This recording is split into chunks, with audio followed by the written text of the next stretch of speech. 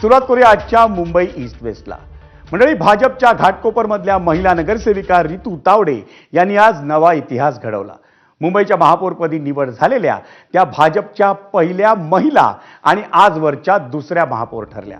1982-83 साली भाजपच्या प्रभाकर संजीवा पै यांनी मुंबईचं महापौरपद भूषवलेलं आहे आणि त्यानंतर तब्बल 44 वर्षांनी भाजपच्या रितू तावडे यांची मुंबईच्या महापौरपदी बिनविरोध निवड झाली।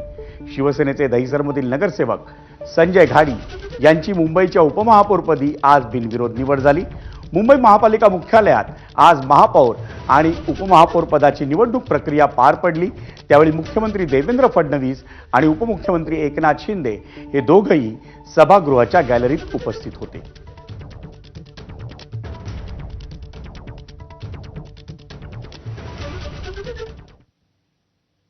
मुंबईच्या महापौर आणि उपमहापौर पदाच्या निवडणुकीनंतर मुख्यमंत्री देवेंद्र फडणवीस आणि उपमुख्यमंत्री एकनाथ शिंदे यांनी नेमकी काय प्रतिक्रिया दिली आपण तीही पाहूया।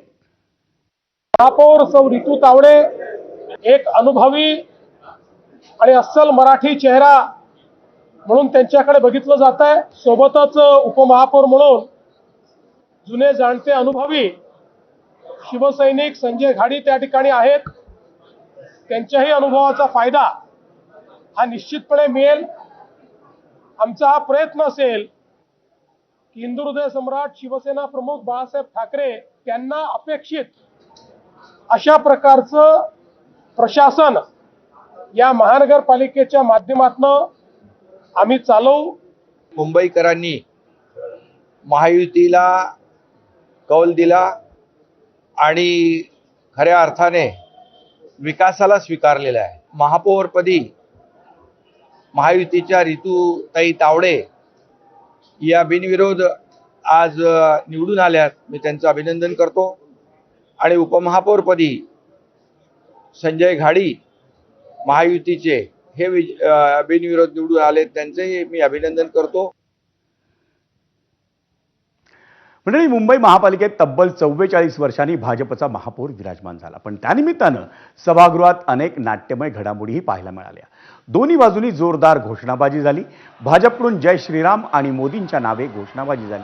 त्याला प्रत्युत्तर म्हणून ठाकरेंच्या शिवसेनेनं चोर है असे नारे लगावले। त्यामुळे सभागृह दणाणून गेलं होतं। विशेष म्हणजे त्यावेळी मुख्यमंत्री देवेंद्र फडणवीस, उपमुख्यमंत्री एकनाथ शिंदे आणि मुंबई भाजप अध्यक्ष अमित साटम हे तिघही गॅलरीत उपस्थित होते। दरम्यान काँग्रेसच्या नगरसेवकांना बसायला जागा न मिळाल्यानं त्यांनी जमिनीवर बसून मुख्यमंत्र्यांची बहीण खुर्चीवर आणि लाडक्या बहिणी जमिनीवर अशी नारेबाजी केली। यावेळी त्यांनी मुंबईतल्या वायू प्रदूषणाचा निषेध करण्यासाठी मास्कही परिधान केले होते। उपमहापौर संजय घाडींच्या भाषणाची प्रत फाडून ठाकरेंच्या शिवसेनेच्या नगरसेवकांनी सभागृहाचा त्याग केला।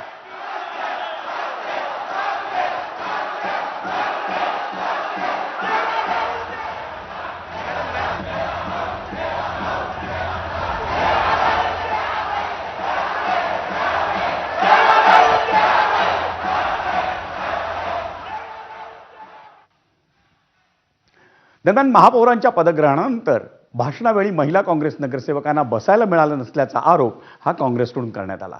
तर काँग्रेसच्या या आरोपाला महापौर रितू तावडेंनी काय नेमकं उत्तर दिलं आपण तेही पाहूयात।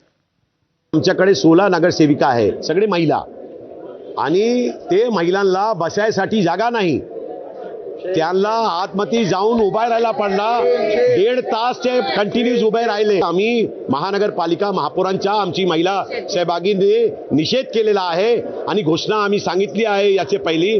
लेकिन आता आम्हाला हे सांगायचं आहे की ज्या महापौरांनी 24 लोकांना नजरअंदाज केला, त्या महापौरांनी मुंबई शहराला सगळे लोकांना घेऊन 1.5 कोटी लोकांना घेऊन कशा पुढे जाणार, ही आमचा प्रश्न आहे। जागा 227 जागांची आहे राखीव आणि तिथे फलक पण लावलेला होता।